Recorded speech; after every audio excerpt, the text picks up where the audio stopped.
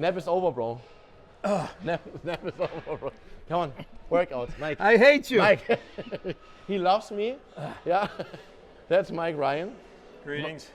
Mike is trainer. Trainer. Then Actually, I'll speak. I'm your idol actually too, right? So I was the GM here through the 90s. I That's ran true, all too. the Gold's Gym, and I've been their brand ambassador probably since '92. So I've been affiliated with Gold's since pretty much almost after the heyday. This is all the 70s and 80s, and I kind of took over the reins after then. And that's you actually, by the way, right? That was me on a good day. Yeah. But I know all these guys. I was probably behind that picture there. You know, so it's that's Frank Stallone, who you filmed. I didn't know that. Yeah. Like the guy on the bench, or okay. That's Frank. That's Spartan Joe Piscopo. Joe Piscopo was a famous yes, I know Saturday him. Night Live Yeah. comic and very, big actor. But you've been a GM during the 90s, right? 90s, yeah. Like the old 90s. times where you really made money. Well, it's not about money. It's about, It's about health and fitness and training. It Yeah. was probably the heyday of bodybuilding. And was peak. That's when bodybuilding really hit a zenith. You know what I mean? Everyone from around the world. We had competitors from every country coming here to train. The Olympia was it was packed. It was just amazing. If you're into fitness, if you're into training, you would come here and you'd see all your idols. Everyone from the magazines would come here. And back then, Joe Weider actually had an office. So Joe Weider, everyone follows, he was the father of fitness. They would have all the photographers here. So every day there was a massive photo shoot of Olympia competitor, a fitness competitor, or a celebrity. So it was just off the charts. It was so much fun. It was so crazy good. And I know that you told me once that you had like the whole room more stacked with machines from different brands, right? Oh yeah. Well, back then it was every manufacturer used the gym as their showroom. Yeah. So if you owned a That's manufacturer equipment, you would put in 12 to 15 of your best pieces of equipment and they'll use it. And then the manufacturers be like, hey Mike, we got so many gym owners, prospective clients coming out to purchase machines. So can you have like Kobe Bryant or Shaquille O'Neal or Charles Glass? Did you not work out with The Rock too? Yeah, The Rock. Yeah. The Rock, right? Yeah, that was. I met Dwayne. Actually, if you guys get a second, I'll take you through the gym. Little Dwayne history of the The Rock gym. Johnson. Yeah. So in the 90s, this was the heaven. This is the haven for everything. Yes. And of course, the 90s was also the biggest time in bodybuilding as well as wrestling. Wrestling was massive. That makes sense. All the wrestlers were here too. Oh yeah, they would come here, and they would come here. What they would do, because back then they were on the road all the time, so you'd have all the wrestlers, all the big names, Hulk Hogan, Ric Flair, Macho Man, everyone you're familiar with. They would come here and they would get either a hotel or apartment for about 2 months. They would stay in Venice, wrestle in San Diego, stay in Venice, wrestle in Anaheim. Working all tier, boom. Yeah, so you got done. to know these guys very well. They were here for like 2 months of the year, non-stop. So they were fun. They were great energy, great to train with. But they're even fun to party with. I mean, the wrestles were insane. I mean, this is the zenith of WWF back then. I mean, you go to a club and you'd see Johnny Depp, you'd see Prince, and they'd be like buying Hulk Hogan shots. But did you go out with them a lot? Oh, absolutely. Yes? Oh my God. Yeah, tell us all the nasty shit. Come on. Can't say everything, right? So this right here, if you look at this famous picture. Oh, you are on there. This is probably 1992. We had all the wrestlers coming in town. And if you look closely, you see like this little guy with he has like a little white tank top. Yes. That is The Rock. That's The Rock. Just broke into wrestling. Like, no one knew who he was. He was just a big guy. And he was like, hey, can I get in the picture? And I'm like, oh, really? Yeah. No, he was like still like really No, small. no one knew who he was. I'm like, yeah, hop in. You know what I mean? So he's just like a little guy popping in. Of course, we look 30 years later, he's the most popular man in the world. Fuck. Yeah, so these guys would come into town. They go absolutely nuts, Hulk Hogan, Macho Man, Ric Flair. How is this tiny guy called, Mike, or something like that? Yeah, that's me in the front flex. I thought I was big, but but your arms are huge, bro. Yeah. The fuck, like look at your arms. But that was China. That was the girl next to me. She was bigger than me. Jesus. Yeah. Those are the good old days of wrestling. All the WWF This is guys. also insane, man. Yeah, that's Steve the Austin. big show, and he still comes in. Paul, the big guy in the middle. I saw him once here. That's it. Yeah, but massive. He's still 7'5", it's insane. 7'6". So this was taken in the 90s. Yeah, that was early 90s. This was when you were a GM here. I was the GM. Yep. That's so fun. Yeah, man. we would raise hell all the time.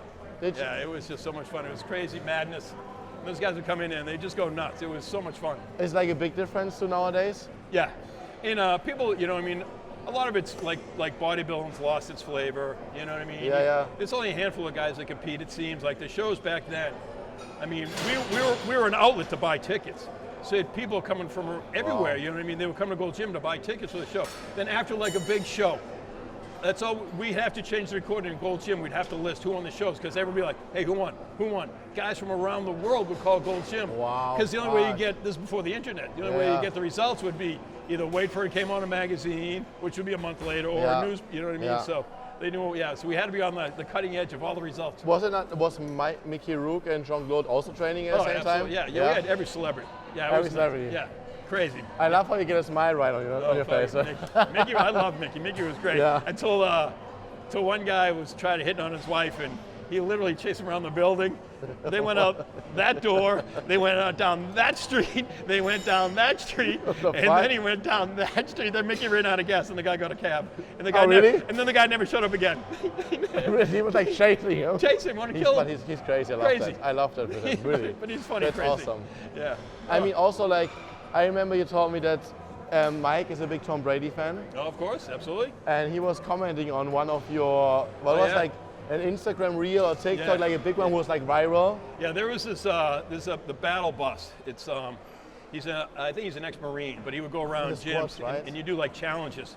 So he pulled up in front and he's like, when someone goes, Mike, you didn't go outside, they're doing a squat challenge. I'm like, whoa, I go out there, I'm like, what's the record? He's like, the record's 69, that's 135 69 pounds. fucking squats. With what's 135, what's 135, is it 80 kilogram? kilos, Yeah, something like that, yeah. 80, 90 kilos. So I'm just squatting, there's the film rolling, and I happen to be wearing a Tom Brady t-shirt, just That's for true. a chance. So Yeah. I'm wearing a Tom Brady. So I get 70. He's like, that's the record. So I said, I'll keep going. So I end up doing 100, which was pretty wild. So it went viral. ESPN picked it up, and since I was wearing a Tom Brady t-shirt, Tom Brady gets that wrote like, I fucking love this guy. So it totally made my year. Did you try a little bit? A little shit, a little tip. Yeah. But Mike was also, I met Mike on my first shift here when I opened. Maybe he doesn't remember. Yeah, probably. So it was my first job in the US, and that's why I have short shorts now, because he came in with his short shorts. Yeah, like I I know. fucking loved that. And the next day he brought me like 3 or 4 pair for free. Yeah. I was like, why for me? Like why? Like it's like. Yeah, I was like, anyone who still wears short shorts is all right in my book. But really, I still remember this to this day. Yeah. The last one is broken now. I have a big hole here. I So can now wear you need anymore. another pair. That's him slang for another pair. Yeah, I need new But pairs. see, I got him shorts, but he doesn't chain Yeah, his but- legs. Let's see. Yeah, it's almost the same. Fuck. But you're also, we're the same age. So Yes, I know. it's like a little bigger. How old are you now? 34. I'm 57. 57. 57. I was built by Frankenstein. I was with my Frank. How's the Frankenstein? Took the biggest arms, Oh, the yeah. biggest legs. There's I could've like won. 30 dead bodybuilders. I got all their parts in me. Let's go ahead. Yeah. Let's see what other stories you have here. Just fun, crazy stuff. Fun, you know? crazy stuff. I love fun, Yeah. crazy stuff. That's good. All these pictures. We had all the athletes. Yeah. All the football players are all coming to town. You know what's really funny? I wrote down all those names and the jerseys because our CEOs wanted that because I didn't know what it is. Yeah. And we have one jersey here. I think it's Robbie Taylor. Robitaille. Luke Robitaille. Top. Then it was Poleman here, Paul Kemp. He's no one. Yeah, We looked him up, he's no one. He Yeah. never played. No, it's BMX. Ah, that's why I looked Yeah. Google. Yeah, like, we had who is that. We this? had, Laird Hamilton. You ever heard of Laird That's Hamilton? why this thing is here, the one Yeah. in BMX. Yeah, Laird Hamilton would train here. Wow. You know who Laird Hamilton? Yeah. Laird Hamilton. Yeah, In yeah. case you guys don't know, he was one of the first guys to do extreme surfing. He was the first guy Yeah. to get pulled by a jet ski to surf 100-foot waves. He was trained like a madman. He would train, but he would do sprints outside, and he would hold his breath. He would go sprint for like 3 minutes. He'd hold his breath. Like I tried to do it one time. Yeah. Like after one sprint, you have to breathe. You keep going. You keep going. He was an absolute fucking beast. Yeah, I would shit myself with Yeah. a 100-foot wave. totally. So I think we had a surfboard of his one time, but I think someone stole it. Someone Actually, it's in my house. It's in my house, and you're always telling, hey, I have this board from Yeah. him, you know, like. I don't know where it came from.